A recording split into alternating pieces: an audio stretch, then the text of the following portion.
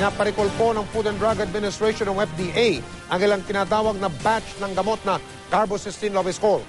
Pinag-utos siya ng FDA sa kumpanyang Pfizer dahil mali daw ang nakasulat na concentration ng Loviscol 50 mg per milliliter syrup oral drops.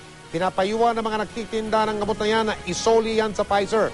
Ayon naman sa Pfizer, i-recall nila ika nga ang lahat ng Loviscol 50 mg per milliliter syrup oral drops na nasa mga pamilya ngayon. Giit nila wala raw problema sa kalidad ng gamot o sa panuntunan ng pag-inom nito. Hindi rin daw sakop ng tinatawag na recall nila ang iba pang uri ng Loviscol tulad ng Loviscol syrup at Loviscol capsule. Natukoy na raw ng Pfizer ang sanhi ng pagkakamali sa etiketa o label at gumagawa na raw sila ng mga hakbang para itama ito.